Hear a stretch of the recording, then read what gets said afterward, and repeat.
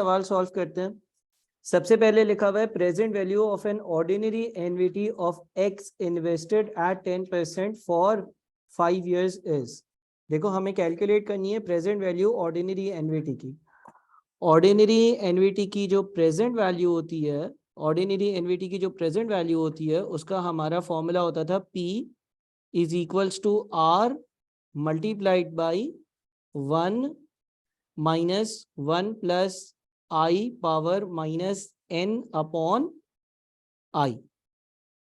अब हमें I दिया हुआ है 10%, n दिया हुआ है 5 और R दिया हुआ है x के बराबर, तो हम लिख देंगे x multiplied by 1 minus 1 plus 10% power minus 5 upon 10%। ये कितना आएगा बताओ?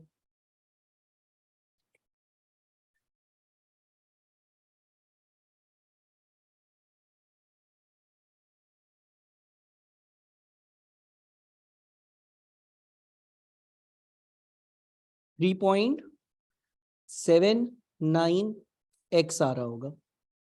चेक कर लो, कर लो।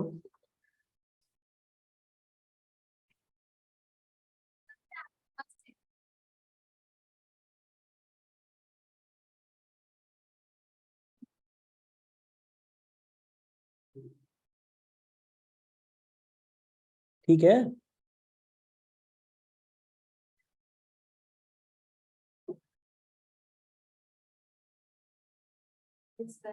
सही है। क्वेश्चन नंबर 2 में लिखा हुआ है investment at year number 0 2 million, cash inflows 100,000 200,000 2.3 million। इस क्वेश्चन की जो रिक्वायरमेंट है ना वो मैं मेंशन कर देता हूं। आपको IRR कैलकुलेट करना है। IRR यानी कि internal rate of return calculate करना है। ठीक है जी। हाँ, मैं मिटी हुई रिक्वायरमेंट है नहीं इसलिए मैं बता रहा हूँ, लिख लो। ऐसे तो लिखी भी होगी, इस सवाल में मिस हो गई है मुझसे। सही है, तो सवाल जो है इसकी, हाँ कुछ मेरे हैं कुछ आईकेप के मिक्स। तो क्वेश्चन में IRR कैलकुलेट करना है। अब IRR कैलकुलेट करने के लिए दो तरीके थे। एक तरीका तो ये था कि आप IRR का फॉर्मूला लगाते थे। फॉर्मूला जब हम लगाते थे तो वो तरीका होता था A% plus NPVA divided by NPVA minus NPVB multiplied by B minus A%। एक ये IRR का फॉर्मूला था। सही है, आप चाहो तो आप फॉर्मूले से सॉल्व कर सकते हो बिल्कुल। दूसरा जो आपका तरीका था वो ये था कि हमें IRR की प्रॉपर्टी पता थी। नेट प्रेजेंट वैल्यू का फॉर्मूला होता है present value of cash inflows minus present value of cash outflows. Internal rate of return को अगर as a discounting rate use किया जाता है तो मेरी NPV 0 होती है, यानी कि 0 is equal to present value of cash inflows minus present value of cash outflows. यानी कि अगर IRR को as a discount rate use किया जाता है तो present value of cash inflows is equals to present value of cash outflows. मैं वापस से बात अपनी रिपीट करता हूं। NPV कैलकुलेट करने का तरीका होता था present value of cash inflows minus present value of cash outflows. ये पहली बात हो गई। NPV कैलकुलेट करने का तरीका होता था PVCI minus PVCO, present value of cash inflows minus present value of cash outflows. अगर अगर अगर अगर IRR को as a discount rate use किया जाए तो, अगर IRR को डिस्काउंट रेट यूज किया जाए तो NPV 0 होती थी। तो अगर मैं लेट से यूं बोलूं कि भाई मैंने IRR से डिस्काउंटिंग की तो 0 is equal to PVCI minus PVCO। और ये जो PVCI और PVCO है इसमें से PVCO अगर लेफ्ट साइड पर आ जाता है तो हम कह सकते हैं present value of cash inflows is equal to present value of cash outflows. क्या हमेशा होगा? नहीं, हमेशा नहीं होगा। कब होगा? अगर हम IRR को यानी कि इंटरनल रेट ऑफ रिटर्न को यूज करेंगे एज अ डिस्काउंट रेट या डिस्काउंट फैक्टर।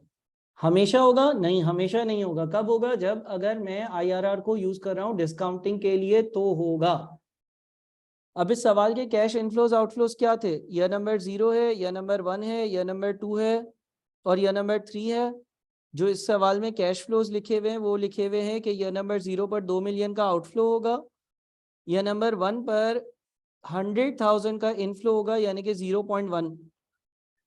100,000 का मतलब होता है 0.1 मिलियन। अगर मैं सारी अमाउंट्स मिलियन में लिख रहा हूँ, अच्छा 200,000 का मतलब होता है 0.2 मिलियन और 2.3 मिलियन के यह नंबर 3 का कैश इनफ्लो। अब अगर मैं ये वाले मेथड पर चलता हूँ ना कि PVCI is equals to PVCO, तो एज्यूम कर लो कि IRR जो है ना वो है X%। ठीक है, एज्यूम कर लो कि IRR की जो परसेंटेज है वो X% है। अगर IRR की परसेंटेज X% है और इसको अगर मैं डिस्काउंटिंग के लिए यूज करूंगा तो present value of cash inflows present value of cash outflows के बराबर आएंगे। Present value of cash inflows, inflows कहाँ कहाँ है? यहाँ पर ईयर 1, 2 और 3 पर है। इसकी प्रेजेंट वैल्यू 0.1 ईयर 1 पर है, 0 पे लेकर आना है तो कितने सालों की डिस्काउंटिंग? 1 साल की। ईयर नंबर 2 पर जो 0.2 मिलियन है उसको 0 पे लेकर आना है तो कितने सालों की डिस्काउंटिंग? 2 साल की। ईयर नंबर 3 पर जो 2.3 मिलियन है उसको अगर 0 पे लेकर आना है तो कितने सालों की डिस्काउंटिंग? 3 सालों की। ये present value of cash inflows है is equals to present value of cash outflows. ये present value of cash inflows है और ये present value of cash outflows है। दोनों एक दूसरे के बराबर होंगे अगर IRR को as a discounting rate use करता हूं तो। अब जब आपके पास ये इक्वेशन बन गई ना तो आप इसको कैलकुलेटर पर पुट इन कर और अपना IRR ढूंढ सकते हो। कैलकुलेटर पर इक्वेशन को सॉल्व करने का जो तरीका था using calculator to solve the equation, उसको यूज कर सकते हो। एक और काम आप ये भी कर सकते हो कि अभी फिलहाल कॉम्प्लेक्स ना बने कैलकुलेटर पे वर्किंग्स, तो आप ये जो X% है ना, परसेंट को इग्नोर कर दो। ठीक है, यानी कि आप जो है वो सिंपली इस इक्वेशन को यूं लिख दो, परसेंटेज को अगर मैं मिटा दूं तो मैं लिख देता हूँ 1 + x की पावर 1, 1 + x की पावर 2 और 1 + x की पावर 3। ये पूरा इक्वेशन अगर मैं कैलकुलेटर पर टाइप कर x की वैल्यू ढूंढता हूं तो मेरे पास IRR आ जाएगा। ये पूरा जो इक्वेशन बन गया है हमारे पास, ये इक्वेशन मैं कैलकुलेटर पर लिख दूंगा और कैलकुलेटर पर इक्वेशन सॉल्व करना आता है ना हमें, तो कैलकुलेटर पर आप ये पूरा इक्वेशन टाइप करो और आप इसको सॉल्व करो तो आपके पास IRR यानी कि x की वैल्यू आ जाएगी। ठीक है, x की वैल्यू कितनी आती है देखो,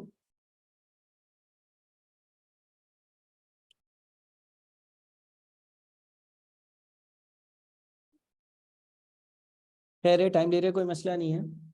सॉल्व कर क्या आंसर आ रहा है?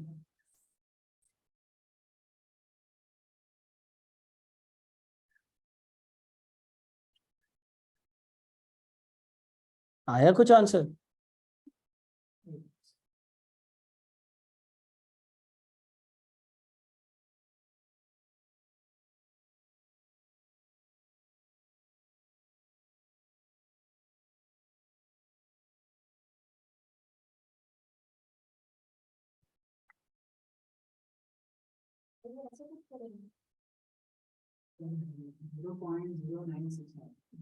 हाँ, पूरी इक्वेशन पुट करेंगे ना, बीच में इक्वल्स टू का साइन भी आएगा,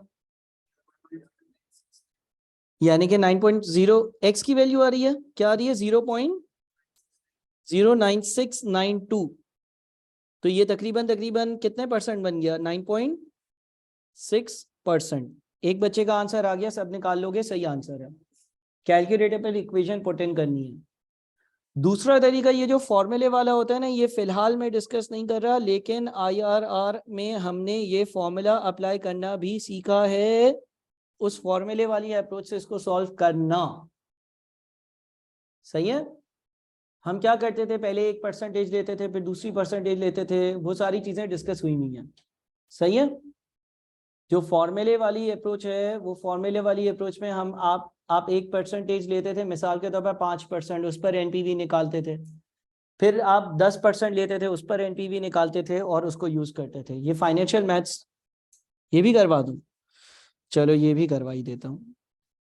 देखो हमारे पास जो कैश फ्लोज हैं ईयर 0, 1, 2 और 3 पर 2 मिलियन का आउटफ्लो है, 0.1 मिलियन का इनफ्लो है, 0.2 मिलियन का इनफ्लो है और 2.3 मिलियन का इनफ्लो है। अब लेट से एज्यूम कर लो एक रेट ले लो 8%। 8% के हिसाब से इन कैश फ्लोज की कर लो डिस्काउंटिंग, तो हर साल का डिस्काउंट फैक्टर आएगा। डिस्काउंट फैक्टर कैसे कैलकुलेट होता था? 1 डिवाइडेड बाई 1 प्लस आई की पावर n। तो पहला डिस्काउंट फैक्टर कैसे आएगा? 1 डिवाइडेड बाई 1 प्लस 8% पावर 0। दूसरा डिस्काउंट फैक्टर कैसे आएगा? 1 डिवाइडेड बाई 1 प्लस 8% पावर 1। कितना आएगा? 0 पॉइंट, जल्दी जल्दी बताओ।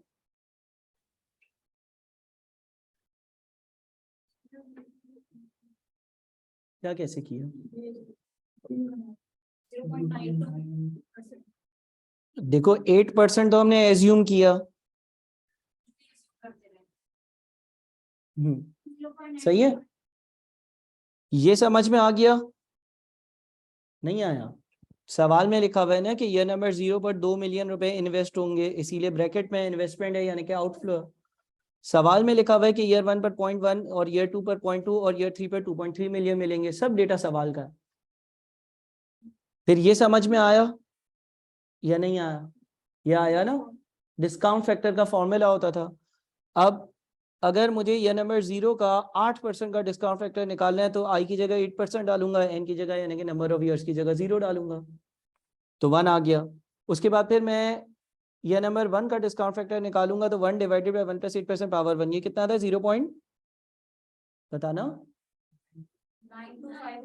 925 कर देते हैं। उसके बाद क्या करोगे? 1 डिवाइडेड बाई 1 प्लस 8% पावर 2, कितना आएगा? 0.857। उसके बाद वापस से 1 डिवाइडेड बाई 1 प्लस 8% पावर 3, कितना आएगा? 0.793। ठीक है। अब एनपीवी निकालने के लिए अगला स्टेप ये होता था कि हम डिस्काउंट फैक्टर्स और रेलेवेंट कैश फ्लोज को मल्टीप्लाई करते थे। ये 2 रह गया।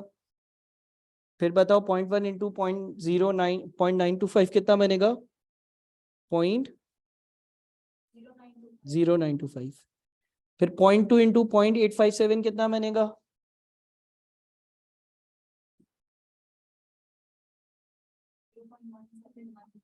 0.1714। फिर 2.3 इंटू 0.793 कितना बनेगा? 1.8239। अब इन सबको ऐड करो, नेट करो, कितना बनता है नेट?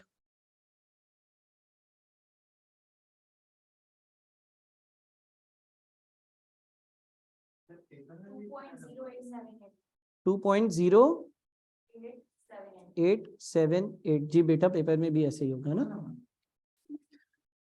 अब आपकी एनपीवी पॉजिटिव आ रही है ना?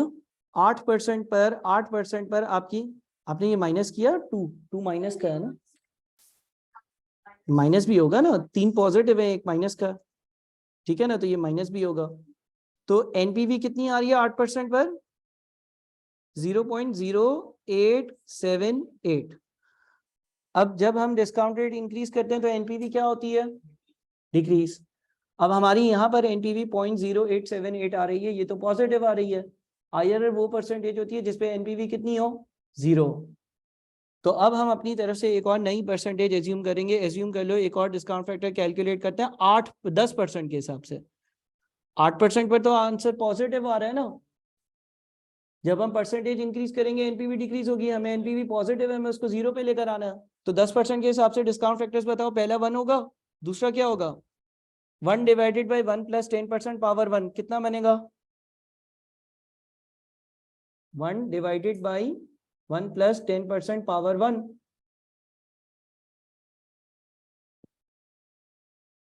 कितना आएगा? 909। उसके बाद 1 डिवाइडेड बाई 1 प्लस 10% पावर 2, 0.826। उसके बाद 1 डिवाइडेड बाई 1 प्लस 10% पावर 3, 0.751। अब नई प्रेजेंट वैल्यूज निकालेंगे, कैसे? -2 इंटू 1, -2। फिर 0.1 का कैश फ्लो इंटू 0.909, 0.0909 9। उसके बाद फिर 0.2 मल्टीप्लाइड बाई 0.826 कितना आता है? 0.2 मल्टीप्लाइड बाई 0.826 कितना आता है? 0.1652। उसके बाद 2.3 इंटू 0.751 कितना आता है? 1.7273। अब इसको जरा नेट ऑफ करो, क्या आंसर बनता है?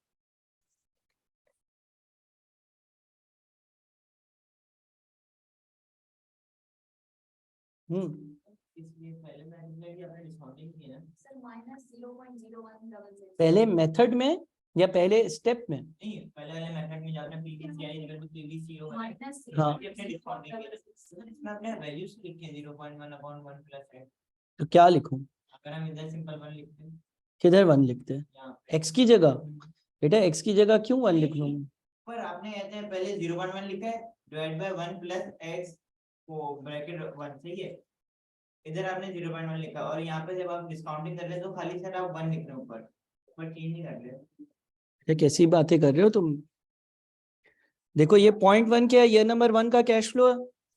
इसकी 1 साल की डिस्काउंटिंग करनी है तो 1 प्लस एक्स की पावर 1 से डिवाइड करूंगा और क्या करूंगा?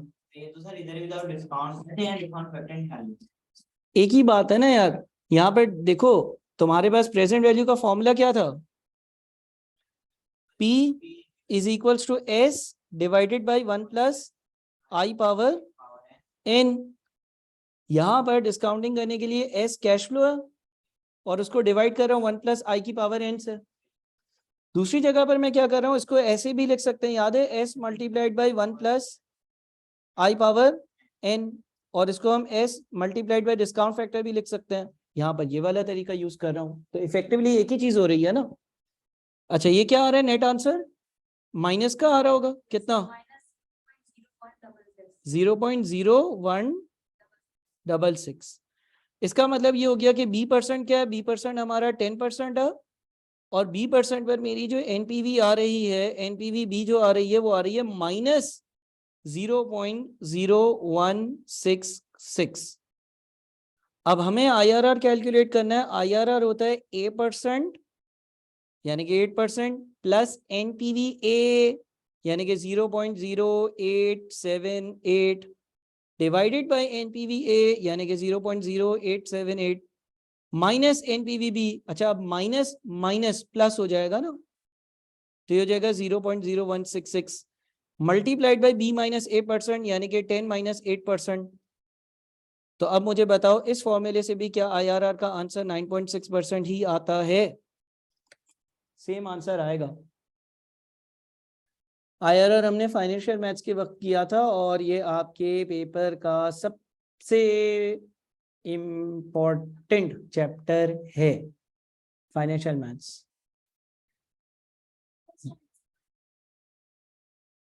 इससे भी आपका आंसर 9.6% आ रहा है।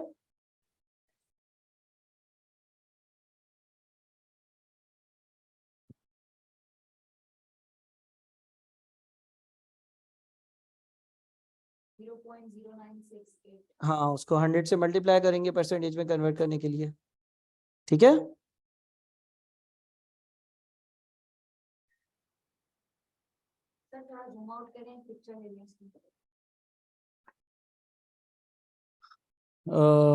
जूम आउट करूं? पूरी अलाइनमेंट आउट हो जाएगी सारे सवालों की। इसकी पिक्चर अलग से ले लो क्योंकि उस साइड से मिस हो रहा है ना वो लेफ्ट साइड से। असल में मैं अगर जूम आउट करूंगा ना तो फिर वो ऑटोमेटिक जूम एडजस्टमेंट नहीं है ना। मैं देखता हूँ, 1 मिनट। होम नहीं है परसेंटेज वाली ना, सही है। अच्छा अब आ जाओ क्वेश्चन नंबर 3 पर। क्वेश्चन नंबर 3 जो है इसमें आपके पास आर दिया हुआ है, रेट दिया हुआ है, या आई है इफेक्टिवली। आई दिया हुआ है आपको 9% कंपाउंडेड मंथली, आर दिया हुआ है 3000 और परपेचुइटी। परपेचुइटी क्या होती थी? परपेचुइटी का क्या फॉर्मूला होता था? Sir R divided by I. P is equals to R divided by I, एक ये था, और दूसरा क्या था? P is equals to R divided by I plus R. पहली वाली क्या थी? Ordinary perpetuity. दूसरी क्या थी? Perpetuity due. परपेचुइटी ड्यू तब अप्लाई होती थी जब वो बोले कि ईयर 0 पर भी कैश फ्लो है। अगर कुछ मेंशन नहीं होता था तो ऑर्डिनरी परपेचुइटी। तो यहां पर आपके पास सवाल सॉल्व होगा 3000 डिवाइडेड बाई 9% अपॉन 12 से। कुछ नहीं लिखा हुआ तो परपेचुइटी ऑर्डिनरी परपेचुइटी, और 9% को 12 से इसलिए डिवाइड किया क्योंकि कंपाउंडेड मंथली था। क्या आंसर आएगा?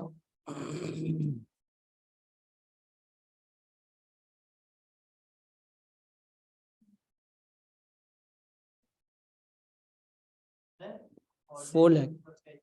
ईयर 0 पर भी इन्वेस्टमेंट होती थी। ऑर्डिनरी परपेचुइटी में ईयर 0 पर नहीं होती थी, परपेचुइटी ड्यू में होती थी, और इन्वेस्टमेंट नहीं कैश फ्लो होता था।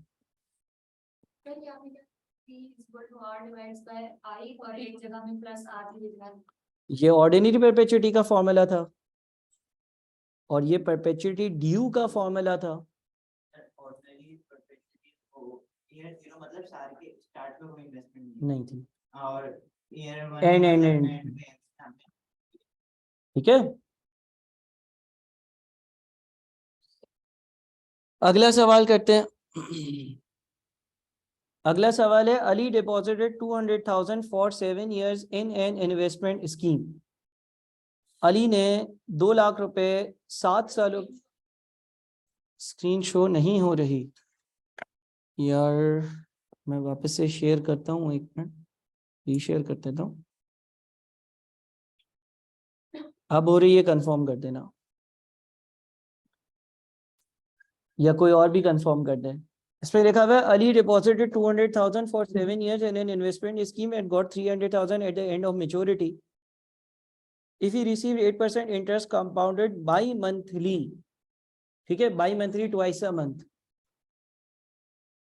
यानी कि साल में कितनी बार?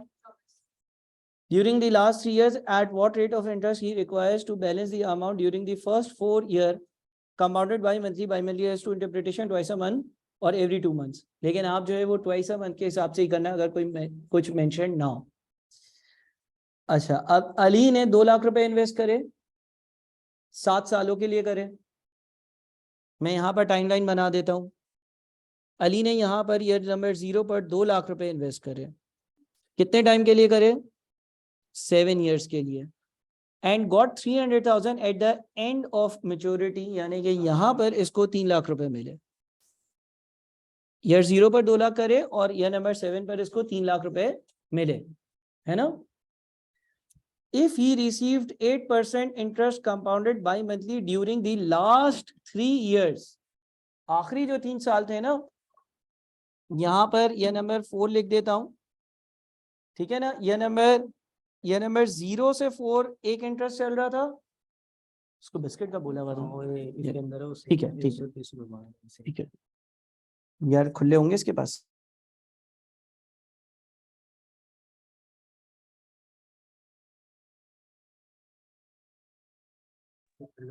अच्छा, ईयर नंबर 0 से ईयर नंबर 4 तक का कोई एक इंटरेस्ट रेट होगा, और फिर ईयर नंबर 4 से ईयर नंबर 7, ठीक है ना। वो क्या बोल रहा है कि Ali deposit 200,000 for 7 years in an investment scheme and got 300,000 at the end of maturity. If he received 8% interest compounded bi-monthly during the last 3 years, यहाँ पर 8% का इंटरेस्ट रेट था। At what rate of interest he requires to balance the amount during the first 4 years, यहाँ पर इसका interest rate क्या होगा? यही सवाल है, ठीक है ना। आप अगर इस सवाल को देखो तो आपके पास जो है उसने 2 पोर्शंस में इसको ब्रेक किया हुआ है ना, 2 पोर्शंस में ब्रेक किया हुआ है। पहले 4 साल का एक इंटरेस्ट रेट है जो आपको ढूंढना है, और आखिरी 3 सालों का इंटरेस्ट रेट 8% है, वो आपको दिया हुआ है। और आपने डिपॉजिट करे थे 2 लाख और वो फ्यूचर में हो जाते हैं 3 लाख। बात समझ में आ रही है? सही है।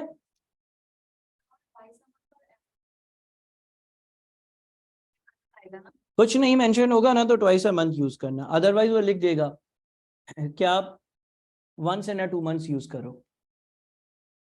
अच्छा, अब देखो होगा क्या कि ईयर 0 से ईयर नंबर 4 तक के लिए, ईयर नंबर 0 से ईयर नंबर 4 तक आप फॉर्मूला यूज करो, S is equals to P 1 + I power N। इससे आपको पता चल जाएगा ये नंबर 4 पर आपके कितने पैसे हो गए, है ना। फिर यह नंबर 4 से लेकर यह नंबर 7 तक दोबारा से यही फॉर्मूला यूज होगा, लेकिन इस दूसरे वाले केस में क्या हो जाएगा, इस दूसरे वाले केस में आपका यहां पर P ये वाला होगा। देखो इसकी जो फ्यूचर वैल्यू आएगी वो अगले वाले की P बन जाएगी ना, और I 8% होगा, और दोबारा से इसका S ढूंढना है, यानी कि वापस से फॉर्मूला लगेगा S is equal to P 1 plus I power N। बात समझे, पहले आप फॉर्मूला लगाओगे S is equal to P 1 plus I power N। पहली बार जब फॉर्मूला लगाओगे S is equal to P 1 plus I power N, उसमें P कितना होगा बताओ, 2 लाख होगा। क्लियर है?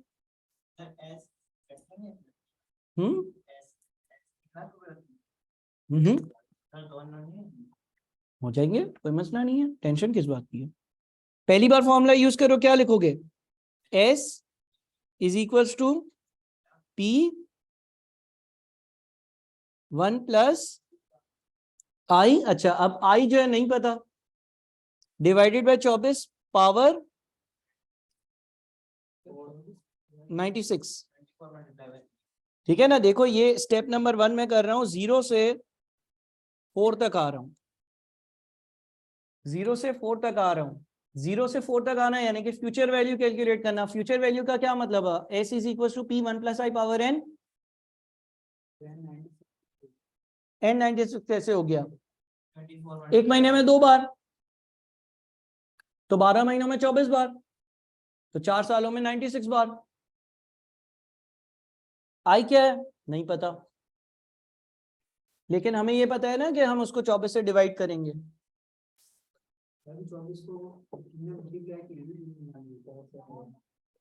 24 को क्या किया हमने, क्या मतलब, मैं बात को नहीं समझा।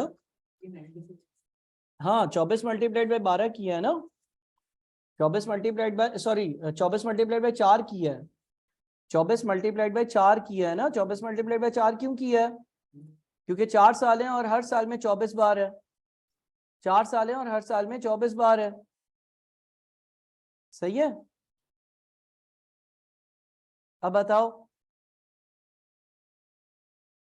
अब मसला क्या आएगा, क्या आपके पास चौथे साल की अमाउंट आएगी, नहीं, क्यों नहीं आएगी, चौथे साल की अमाउंट क्यों नहीं आएगी, चौथे साल की अमाउंट इसलिए नहीं आएगी क्योंकि आपके पास इंटरेस्ट मालूम नहीं है। ठीक है ना। अगर चौथे साल की अमाउंट आ जाती, अगर चौथे साल की अमाउंट आ जाती, तो फिर आप क्या करते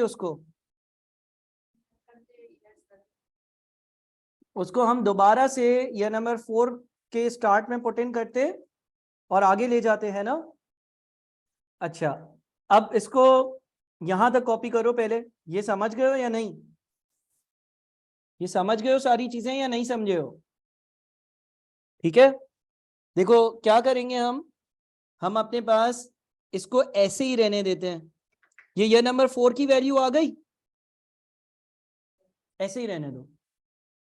इसको यह नंबर 4 का P मान लो, जिसको हमें मजीद 7 तक लेकर जाना है। वापस से फॉर्मूला ईयर 4 से ईयर 7 पे जाने के लिए वापस से S is equal to P 1 plus I power N वाला फॉर्मूला लगाना चाहिए, हाँ या नहीं भाई। ईयर 4 से ईयर 7 पर जाना है, ईयर 4 से ईयर 7 पर कैसे जाते हैं, ईयर 4 से ईयर 7 पर सर जाने के लिए आप जो है वो S is equal to P 1 plus I power N का फॉर्मूला लगाते हो। ठीक है ना। अब अगली बार अब S पता है हमें, ईयर 7 की वैल्यू पता है ना, अब हमें कितनी होगी, 3 लाख। I भी पता है, I कितना होगा, I होगा 8%। ठीक है ना। और P कैसे आएगा,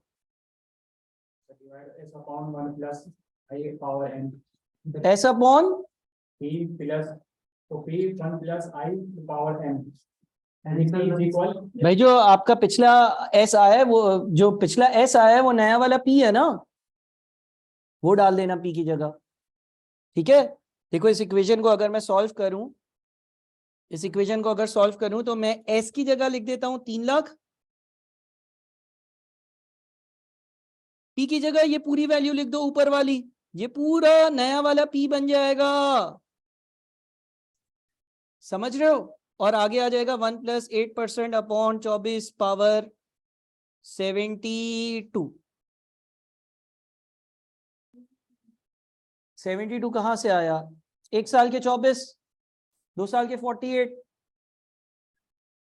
हाँ जी 12 महीने होते हैं, बिल्कुल 12 महीने होते हैं, लेकिन महीनों से थोड़ी डिवाइड किया जाता है। बाई मंथली लिखा है ना, 1 महीने में 2 बार, 1 महीने में 2 बार, 1 महीने में 2 बार लिखा है ना सवाल में। कंपाउंडेड सेमी एनुअली में क्या करते थे हम? आई को किससे डिवाइड करते थे? नहीं, मंथ से थोड़ी डिवाइड करते थे। नहीं, साल से भी। अरे भाई क्या हो गया? कंपाउंडेड सेमी एनुअली में 2 से डिवाइड करते थे ना। तो हमारे पास जो हम आई को डिवाइड करते हैं वो कोई नंबर ऑफ मंथ से थोड़ी डिवाइड करते हैं। अगर कंपाउंडेड सेमी एनुअली होता है 2 से डिवाइड करते हैं, कंपाउंडेड क्वार्टरली होता है 4 से डिवाइड करते हैं, कंपाउंडेड मंथली होता है तो 12 से डिवाइड करते हैं, कंपाउंडेड बाई मंथली है तो 24 से डिवाइड करेंगे। क्या हो गया? कंपाउंडेड सेमी एनुअली तो साल में 2 बार। साल में 2 बार का क्या मतलब है? साल में 2 बार का मतलब ये है कि हम आई को 2 से डिवाइड करते थे। जितनी बार एक साल में कंपाउंडिंग के पीरियड्स आते थे उससे डिवीजन करना होता था।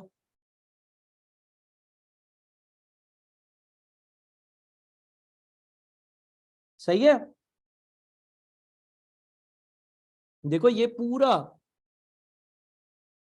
अगले स्टेप का P होगा, और फिर वो एक कॉम्प्लेक्स सी बड़ी इक्वेशन बनेगी जो आपको सॉल्व करनी होगी। करो सॉल्व।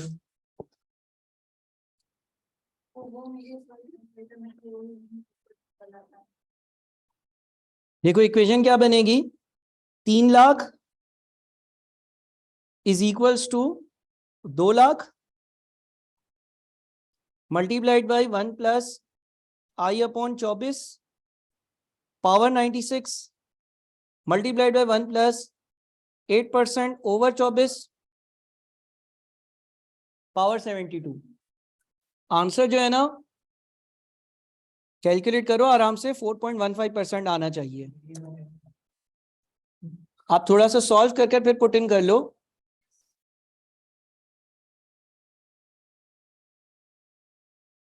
आ रहा था?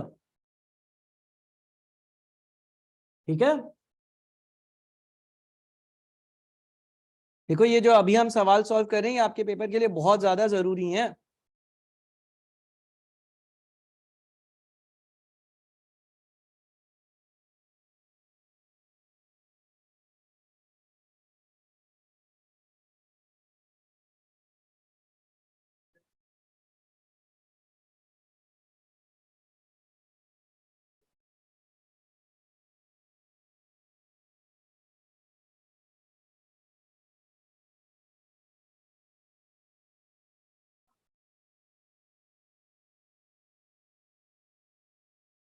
चलो क्वेश्चन 5 पे चलते हैं।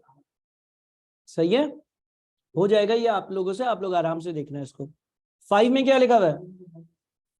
Present value of a certain amount at 7% for 7 years is x. What will be present value of same amount for 5 years? हाँ भाई 5 करो जरा।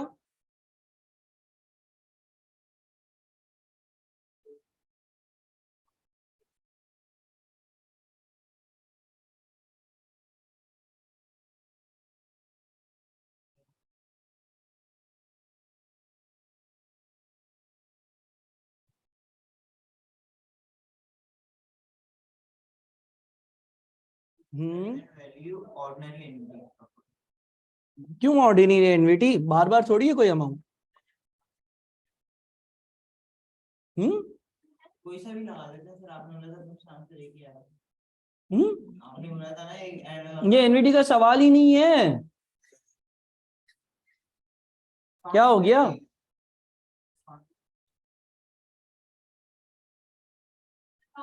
देखो सुनो जरा इधर, इधर एक एग्जाम्पल करता हूं, सुनो जरा।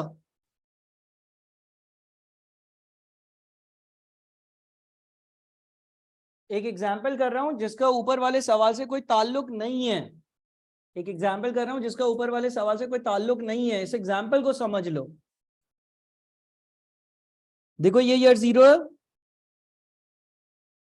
ठीक है, ये ईयर नंबर 2 है, ये ईयर नंबर 7 है। ईयर 7 पर 1000 रुपए पड़े हुए हैं, ईयर नंबर 7 पर कितने हैं? 10% का रेट है।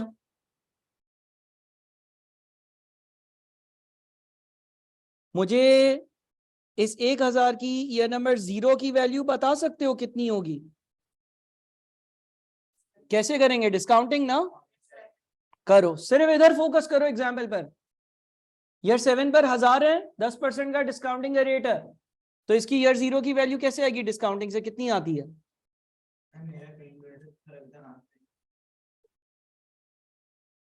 अबे भाई इधर देख लेना, फिर तू अगली चौरंगी से पिछली चौरंगी से आवाज लगाएगा तू। इधर पहुंच जा। कितना आता है? प्रेजेंट वैल्यू क्या है?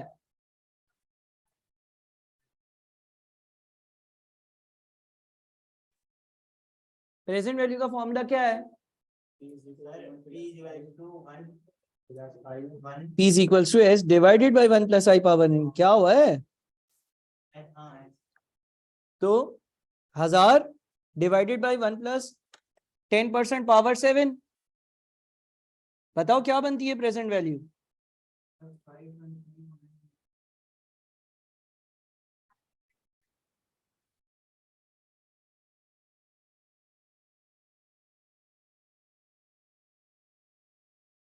सब धुल गया है क्या? प्रेजेंट वैल्यू भी निकालना धुल गया?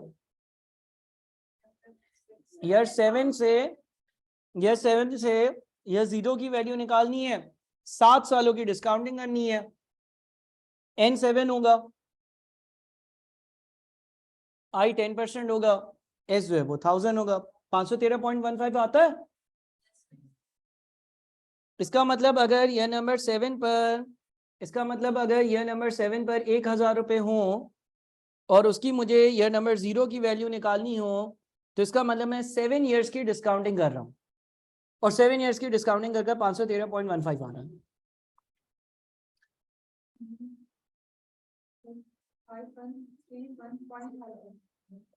एक जीरो ज्यादा डाला होगा तुमने। अब अगर मैं ये पूछूं कि ईयर 7 से ईयर 2 पर जाना है, अगर मैं ऐसा पूछूं कि ईयर 7 से ईयर 2 पर जाना है, तो क्या पावर में 7 लिखोगे? 5 लिखेंगे ना, 5 साल पीछे जाना ना। 7 से 2 6 5 4 3 2। बताओ क्या आता है आंसर?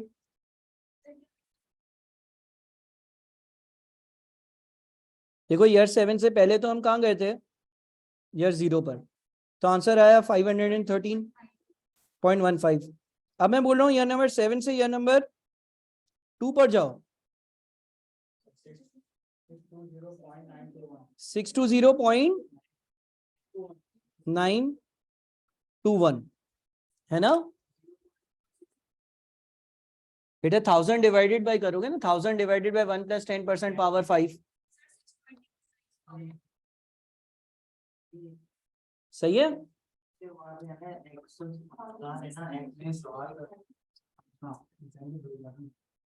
बेटा 5वां सवाल नहीं करो ना।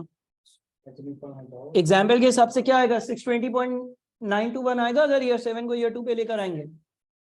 अच्छा ये जो ईयर 0 वाली अमाउंट है, इसको अगर 2 पे लेकर आना हो, कितने साल आगे लेकर जाना है? 2 साल। क्या करेंगे? Compounding. S is equals to P 1 plus I power N। क्या आता है?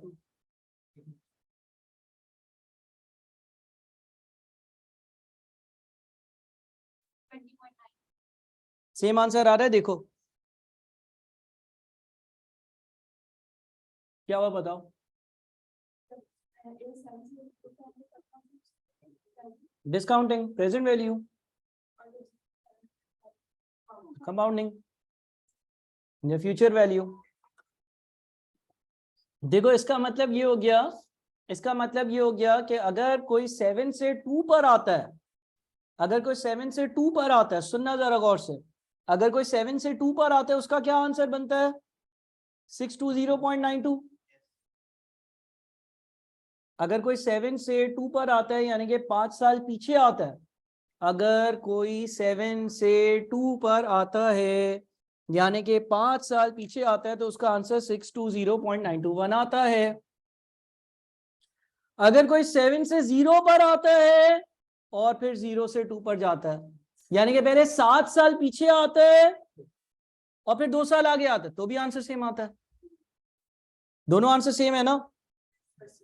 ये पहले अपने पास एक सेंस बना लो कि यार मैं 7 से 0 पर आया और फिर मैं 0 से 2 पर गया तो मेरा आंसर 620.92 बना। नहीं अभी नहीं पूछो।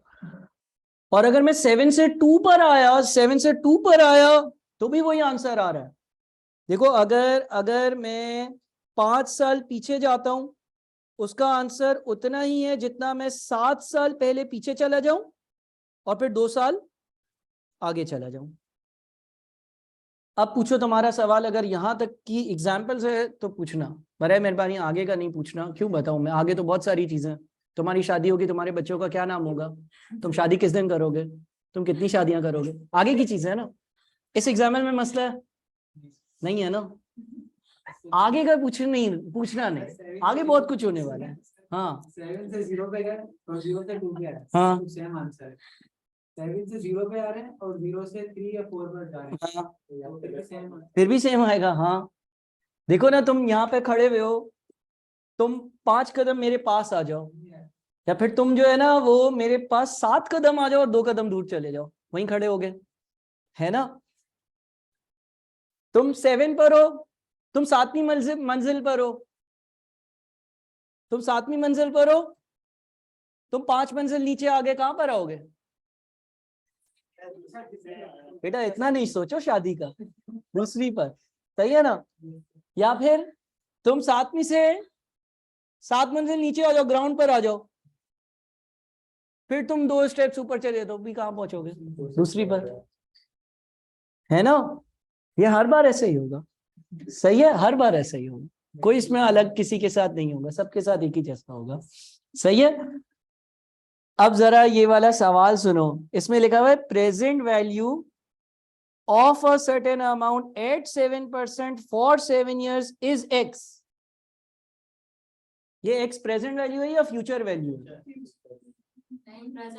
लिख के दे रहा है प्रेजेंट वैल्यू, तो फ्यूचर वैल्यू क्यों भाई? वो बोल रहे present value of a certain amount, कुछ पैसे थे जिसकी प्रेजेंट वैल्यू 7% के हिसाब से 7 सालों की एक्स है। देखो यानी कि यहाँ पे ईयर नंबर 0, यहाँ पर ईयर नंबर 7 है, यहाँ पर कुछ पैसे थे, पैसे पैसे पैसे पैसे पैसे पैसे, ठीक है ना। यहाँ पर कुछ पैसे थे, प्रेजेंट वैल्यू, इसकी प्रेजेंट वैल्यू निकाली, क्या यूज कर 7% का रेट यूज कर 7 सालों की इसकी प्रेजेंट वैल्यू निकाली तो आंसर एक्स आया। जिस तरह से हमारी एग्जाम्पल में वो सर्टेन अमाउंट क्या था 1000, उसकी प्रेजेंट वैल्यू क्या थी, ईयर 0 की वैल्यू क्या थी 513.15। हमारी एग्जाम्पल में ईयर नंबर 7 पर 1000 रुपए थे और उस 1000 रुपए की ईयर 0 की वैल्यू कितनी थी 513.15 ना। इसकी एग्जाम्पल में 1000 की जगह क्या है, नहीं ना 1000 की जगह एक्स नहीं है ना, सर्टेन अमाउंट है, वो भी अमाउंट भी नहीं पता, कुछ अमाउंट है, और 513.15 की जगह क्या है एक्स। बात समझ रहे हो? देखो हमारी एग्जाम्पल में ईयर 7 पर 1000 रुपए थे, उसकी ईयर नंबर 0 की या प्रेजेंट वैल्यू 513 थी। इसकी एग्जाम्पल में ईयर 7 पर क्या था, कोई अमाउंट, और उसकी प्रेजेंट वैल्यू क्या थी एक्स। उसने बोला कि ईयर 7 पर कुछ पैसे, उसकी आज की या प्रेजेंट वैल्यू एक्स है। फिर उसने बोला what will be the present value of same amount, इस अमाउंट की प्रेजेंट वैल्यू क्या होगी फॉर 5 years, अगर मैं इसकी 5 सालों की डिस्काउंटिंग करूं, यानी कि 7 से कहां लेकर आऊं 2 पर लेकर आऊं। 7 पर कुछ अमाउंट है, उसकी 0 की वैल्यू x है। अब वो बोल रहे हैं 7 वाली अमाउंट को मैं 0 तक नहीं लेकर आता, बल्कि 5 साल पीछे लेकर आता, यानी कि 2 पर आता, तो क्या बनता? एग्जाम्पल से कंपेयर कर कर बताओ।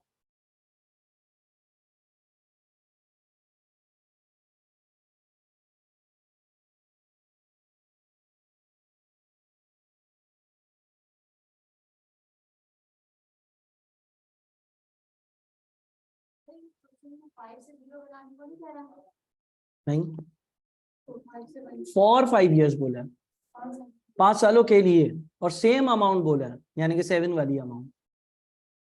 सेम अमाउंट बोला है, 7 वाली अमाउंट, फॉर 5 year, 5 सालों के लिए। 2 5 years नहीं बोला, 2 5th year नहीं बोला, फॉर। कोई बता सकता है?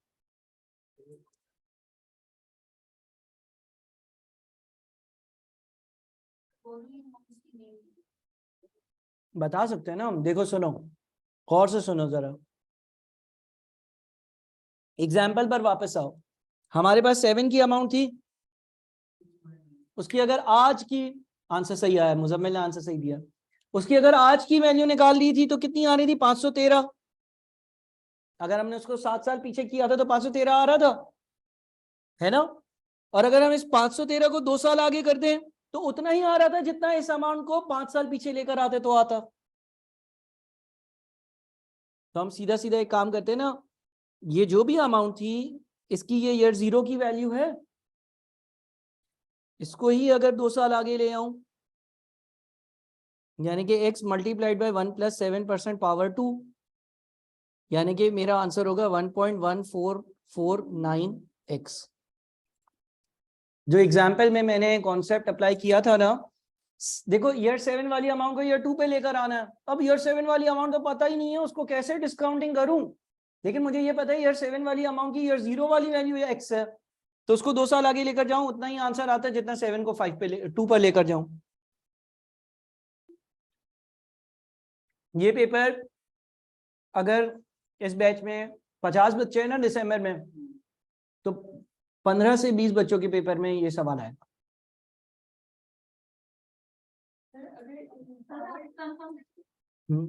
कंफर्म आएगा ना, बोल तो रहा हूँ, और क्या लिख के दूं, क्या करूं?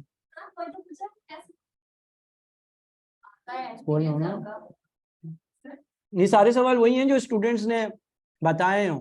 हाँ आते हैं।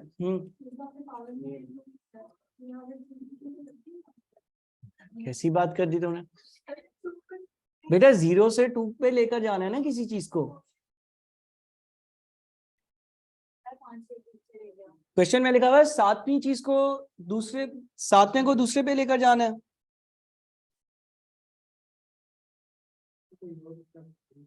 नहीं है ना?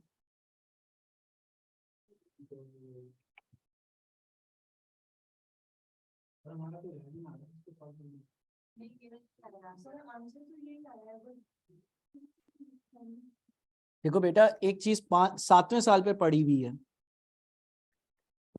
सवाल ये कह रहे हैं उसको 5 साल पीछे ले जाओ। 7 से 6, 6 से 5, 5 से 4, 4 से 3, 3 से 2।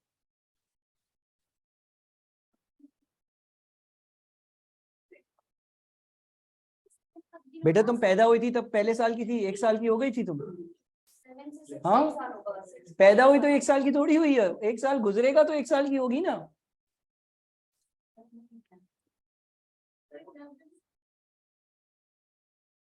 एक बच्चा आज पैदा हुआ, 1 साल का कब होगा? 1 साल बाद, यानी कि 0 से 1 1 साल हुआ, या 0 1 साल हुआ। अच्छा, अब हम 7 पर हैं, 7 से 6 1 साल गुजरा, 6 से 5, 5 से 4, 4 से 3, 4 से 3 पे 4 पे रहो ना हम, 1 2 3 3 2 1, क्या है ये, क्या है? 7 से 6, 7 से 6, 6 से 5, 5 से 4, 4 से 3 और 3 से 2।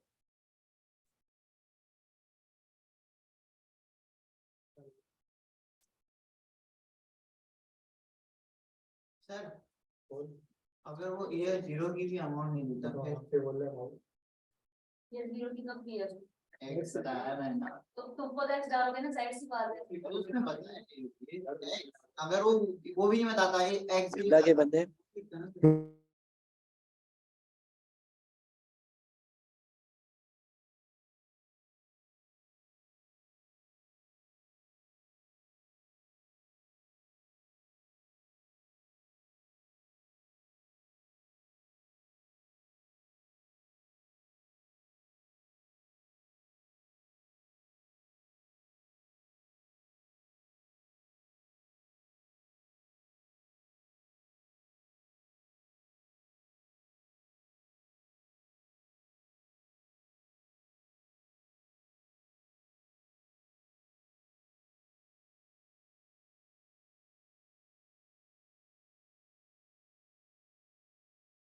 कहाँ जाऊं? सर वो मैथ्स में बचपन से बताया होता है, जो चीज नहीं दी गई उसे x सपोज करते हैं। हाँ लेकिन ऐसा थोड़ी होगा कि दो चीजें नहीं दी हुई हो। देखो अगर मैं तुमसे पूछूं x प्लस वाई को ऐड करता हूँ ना तो 70 बनता है, बताओ x कितना है? दो एक इक्वेशन हो ना, तो एक अननोन होगा तो ढूंढ सकता हूँ। कोई बोले x प्लस वाई को ऐड करता हूँ 70 बनता है, मेरी जेब में कुछ पैसे हैं, मेरी जेब में कुछ पैसे हैं, इन दोनों को ऐड करता हूँ 70 बनते हैं, बताओ इस जेब में कितने हैं, इस जेब में कितने हैं? अब 20-50 भी हो सकते हैं, 30-40 भी हो सकते हैं, कैसे बताएंगे? मेरे पास टोटल टोटल 70 रुपए, कुछ इस जेब में कुछ इस जेब में, बताओ बताओ इस जेब में कितने हैं? अभी बोल रही थी आसान है। अरे कैसे बताएंगे भाई? 20 और 50 भी हो सकते हैं, 30 और 40 भी हो सकते हैं, 35-35 भी हो सकते हैं, 10 और 60 भी हो सकते हैं, कुछ भी हो सकता है ना। दो अननोन और एक इक्वेशन कभी भी मैथ्स में नहीं सॉल्व होता। देखो अगर दो अननोन्स हो तो दो इक्वेशन होनी चाहिए। कैसी बातें करते हो तुम लोग? तो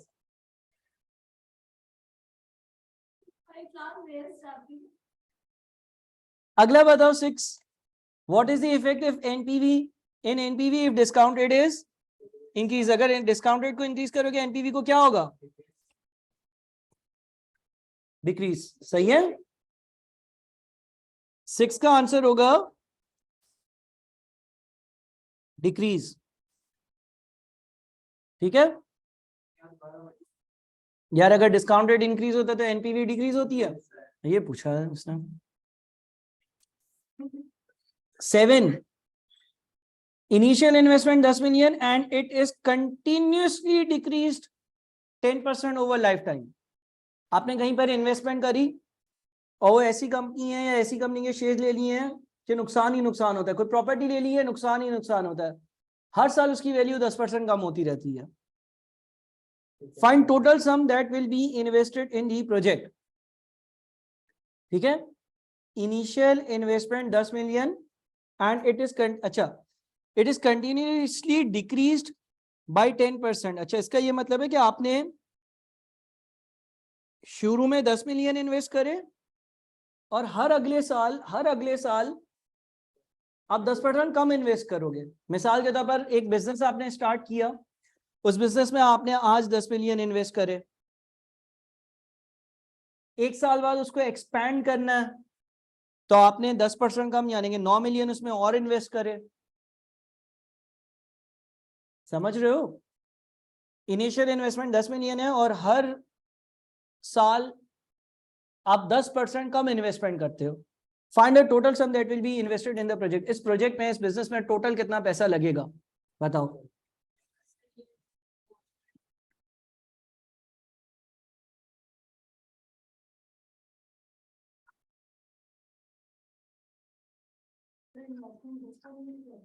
जी नहीं बताया।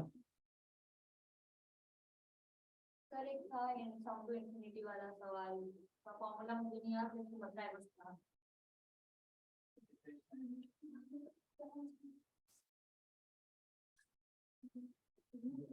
क्या होगा?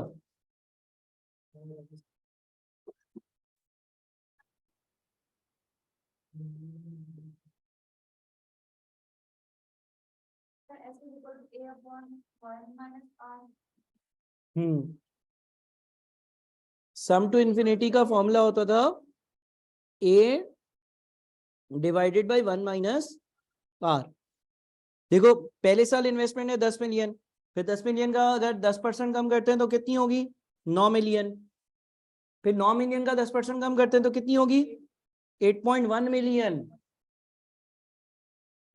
10 मिलियन का 10% लेंगे 1 बनेगा, 9 आएगा, फिर 9 का 10% लेंगे 0.9 बनेगा।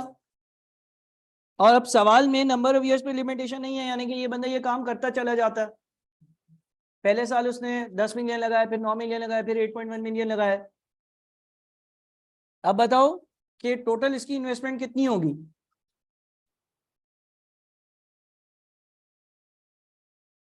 ए डिवाइडेड बाय 1 माइनस आर, यानी कि टोटल इसके बिजनेस में ये 100 मिलियन रुपए लगाएगा। आर कॉमन रेशियो होता था, कॉमन रेशियो कैलकुलेट करने के लिए second term divided by first term या third term divided by second term.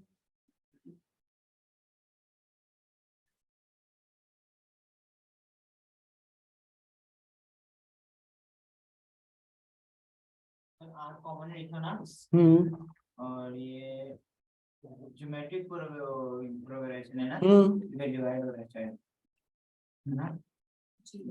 तो बस मैं ठीक है सर, बहुत सारे जीरोस आए हैं, गिने नहीं जा रहे। सर थर्ड को सेकंड से कर लें, फिर सेकंड को फर्स्ट से डिवाइड। एक ही आंसर आएगा भाई, 9 जीरोस आए आंसर में। 9 जीरो आए ना, तो मिलियन में 6 होते हैं, तो 100 मिलियन बना। Yes sir. नहीं क्या किया 10 डिवाइडेड बाय 1 माइनस 0.9, कितना आ रहा है तुम्हारे। अच्छा ठीक है, मैंने था एक और जीरो डाल दिए। सही है, सही है, सही है।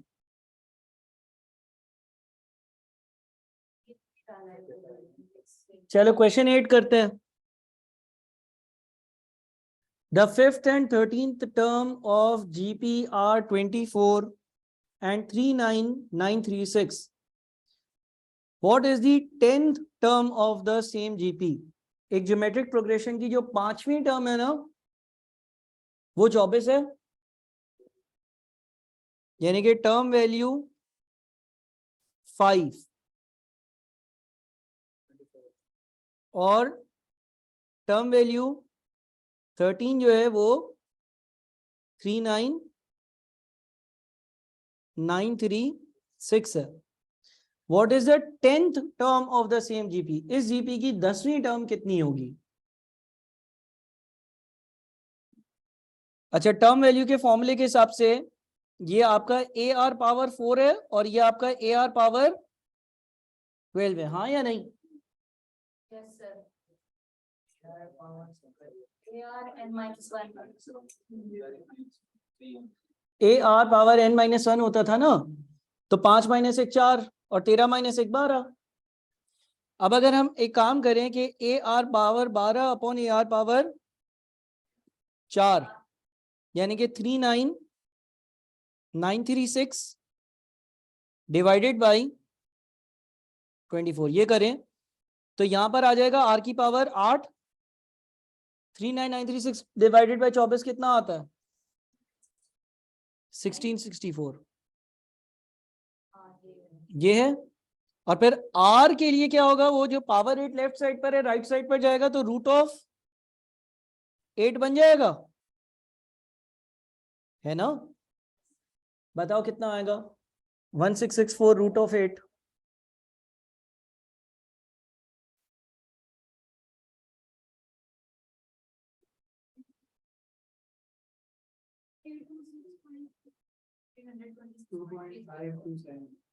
टू पॉइंट 527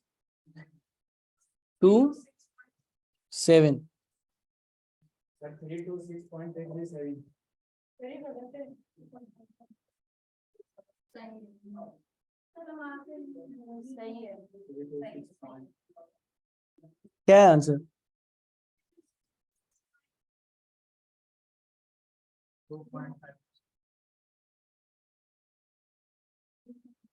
ये सही है ना 2.527। सर सही है।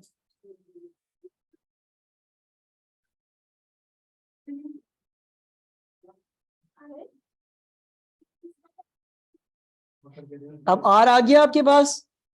अब आप एक काम करो, ए आर पावर 4 जो 24 के बराबर है, तो आप क्या करो, ए और यहां पर 2.527 की पावर 4 इज इक्वल्स टू 24। अब बता दो ए कितना आएगा।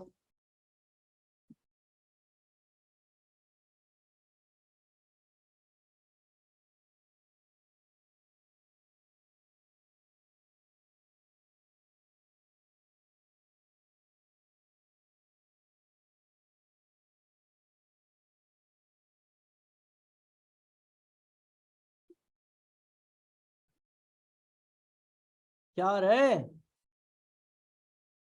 2.527 की पावर 4 डालो, 24 डिवाइडेड बाय आंसर कर दो।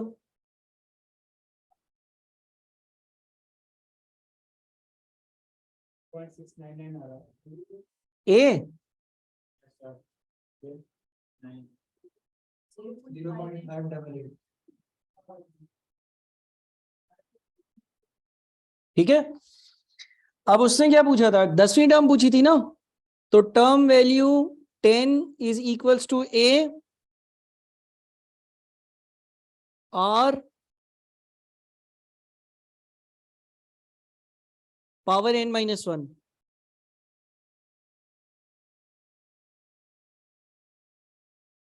कितना आता है?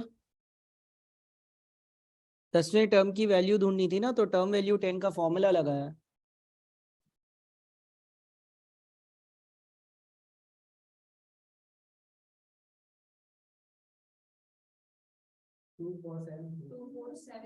सही है, 247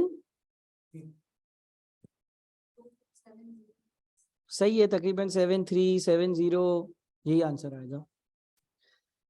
क्वेश्चन नंबर 9, अर्थमेटिक प्रोग्रेशन की फर्स्ट टर्म बतानी है, यानी कि ए बताना है। साथ में लिखा हुआ है टर्म 3x+7 है और टर्म 7 जो है ना वो x+49 है, यानी कि आपको सातवीं और तीसरी टर्म की वैल्यू दी हुई है।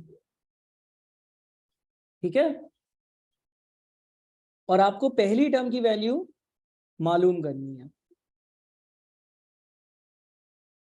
क्वेश्चन नंबर 9 ना।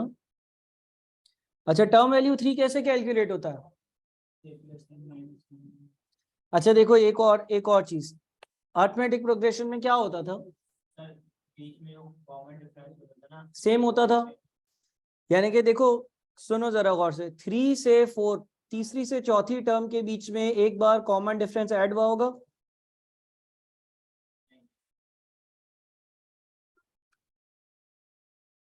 तीसरी से चौथी टर्म पर जाएंगे तो एक बार कॉमन डिफरेंस ऐड किया होगा, चौथी से पांचवी पे जाएंगे एक और बार ऐड किया होगा, पांचवी से छठी पे जाएंगे एक और बार ऐड किया होगा, छठी से सातवीं पे जाएंगे एक और बार ऐड किया होगा। यानी कि क्या मैं ये लिख सकता हूं, term value 3 plus 4 common differences is equals to term value 7।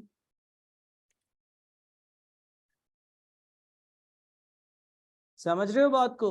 देखो, तीसरी से चौथी के लिए एक बार कॉमन डिफरेंस ऐड हुआ होगा, फिर चौथी से पांचवी के लिए एक बार कॉमन डिफरेंस ऐड हुआ होगा, फिर पांचवी से छठी के बार लिए एक बार कॉमन डिफरेंस ऐड हुआ होगा, छठी से सातवीं के लिए एक बार कॉमन डिफरेंस ऐड हुआ होगा, सातवीं आ गई होगी।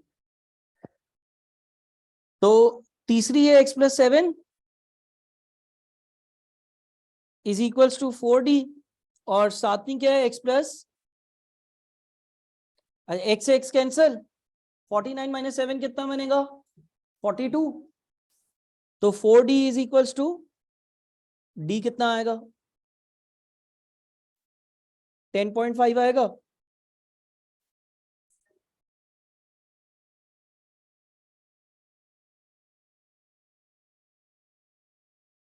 ठीक है ना, यहां तक क्लियर है?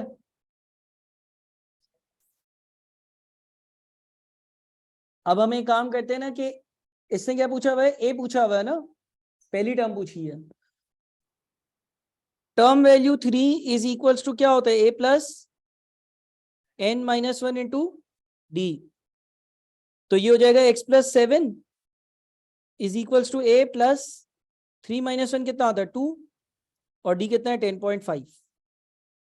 तो ये कितना होगा, x-14 होगा।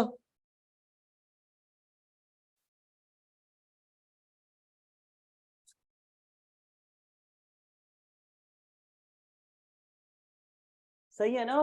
टर्म वैल्यू 3 की जगह x+7 लिखा, एक ही जगह a रहने दिया, n-1 की जगह मैंने 3-1 किया तो 2 आ गया, और d हमने ढूंढा है 10.5, वो डाल दिया, तो a की वैल्यू x-14 आ गई।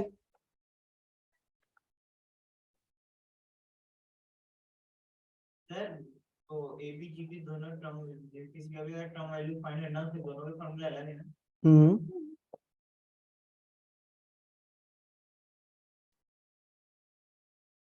उसके बाद 10,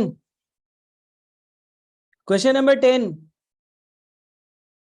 if the sample size decreases from 36 to 9 the standard error will change by what percentage?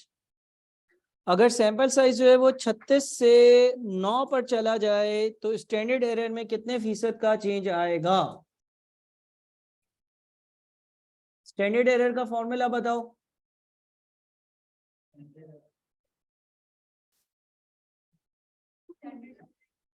Standard deviation divide by वो जो बनाते हैं ना उसके अंदर है standard error of x bar is equals to standard deviation over under root of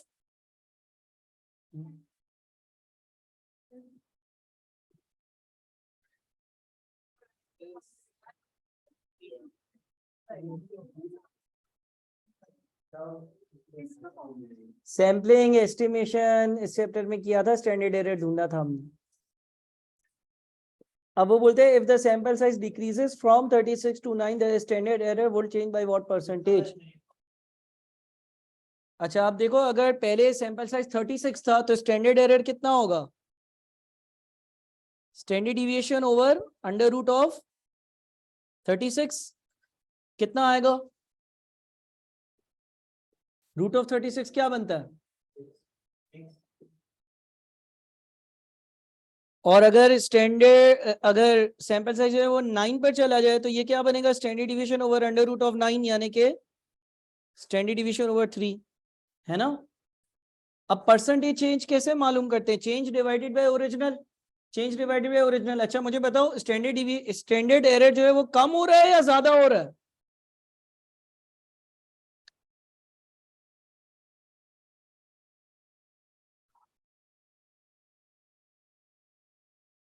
standard error कम हो रहा है या ज्यादा हो रहा है?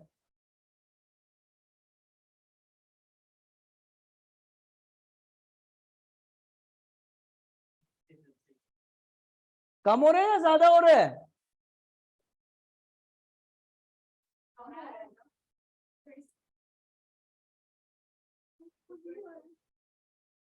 कम हो रहा है, ज्यादा हो रहा है? 12 रुपए थे, 12 रुपए के 6 से किए, 12 रुपए के 6 से किए, एक के हाथ में कितने आए? और 12 के अगर 3 हिस्से किए तो एक के हाथ में कितने आए? तो कम हुआ या ज्यादा हुआ?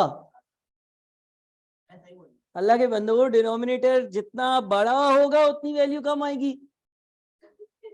6 और 3 को क्यों देखते हो? 6 और 3 को देखोगे तो यूं लगेगा कि इंक्रीज हो रहा है और डिक्रीज हो रहा है, लेकिन इंक्रीज हो रहा है। डिवीजन में आ रहा है ना 6 और 3, ऐसा थोड़ी है 6 3 से कंपेयर कर रहे हैं, बल्कि हम 1/6 को 1/3 से कंपेयर कर रहे हैं। पहले एक चीज के 6 हिस्से हो रहे थे, अब एक चीज के 3 हिस्से हो रहे हैं। 3 हिस्से हो रहे हैं वो ज्यादा होंगे ना। लेकिन इससे क्या पूछे? Percentage change. परसेंटेज चेंज कैसे निकालते हैं? चेंज डिवाइडेड बाय ओरिजिनल, यानी कि इसमें से इसको किया माइनस और ओरिजिनल से डिवाइड किया। किसी चीज का चेंज ऐसे ही मालूम करते हैं ना।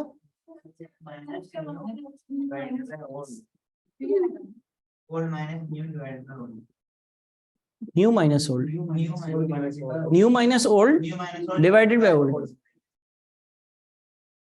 अब 1/3 में से कैलकुलेटर पर 1/3 में से 1/6 को माइनस करो। कैलकुलेटर पर 1/3 में से 1/6 को माइनस करो।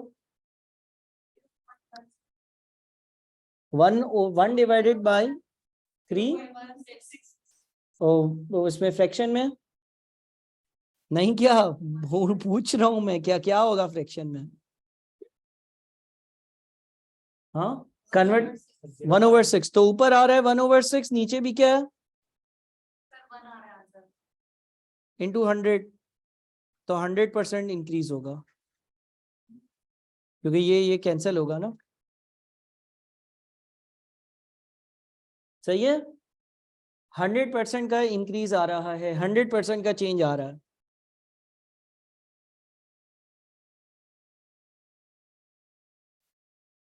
पहले 10 सवाल अभी मैंने करवाए हैं आपको।